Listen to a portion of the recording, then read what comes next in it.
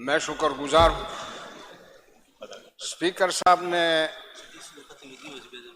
پہلے مرتبہ جب D G I S P R کا جو جواب کیا تھا، یہ سیاسی لب و لہجہ ہے اور اس پر میں مبارکباد دیتا ہوں۔ دوسری بات، وزیر اعلیٰ نے پہلے مرتبہ اور اس کے ساتھی اور ٹیم نے پہلے مرتبہ قومی جرگہ اسمبلی ہال میں منعقد کیا۔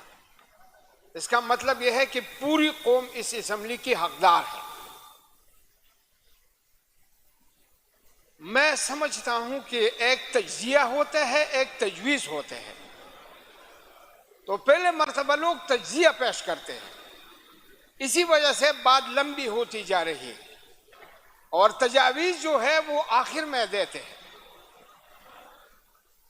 تو چونکہ ہمارے بڑوں نے تجزیے کیے تو ظاہر ہے پھر بعد میں آنے والے لوگ بھی تجزیہ پیش کرتے ہیں۔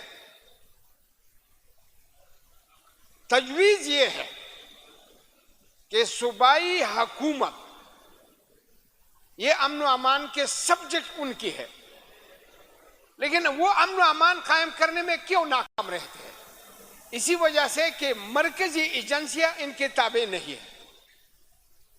لہذا مرکزی ایجنسیاں صوبائی حکومت کے تابع کیا جائے، تب صوبائی حکومت سے پوچھا جائے کہ آپ نے امن و امان قائم کیوں نہیں کیا۔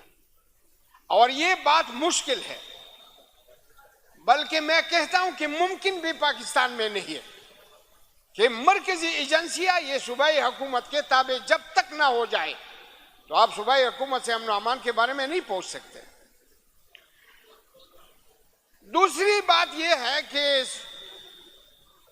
تحریک انصاف کو 3 مرتبہ حکومت یہاں ملے ہیں،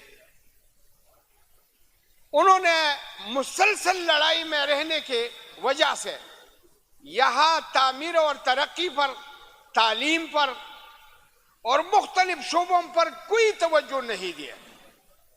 لہذا میری گزارش ہے کہ جب تک مجلس تحریک انصاف کی حکومت ہے وہ ان ایشوز پر بھی مسلسل کام کرے، صرف لڑائی کے طور پر لڑائی کی طرف توجہ نہ دے۔ تیسری بات میں یہ عرض کروں گا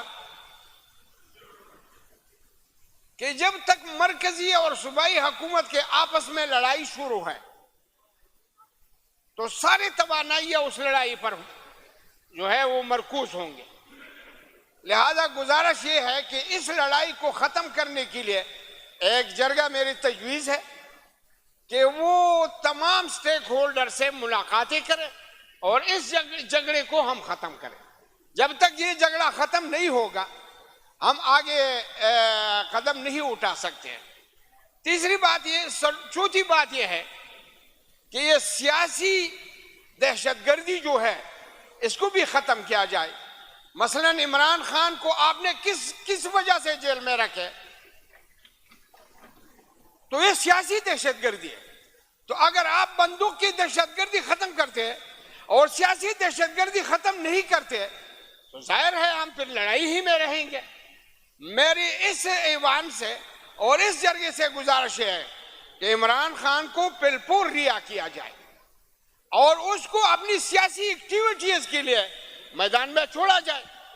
اگر آپ یہ نہیں کرتے تو ظاہر ہے امن و امان کہاں سے آئے گا۔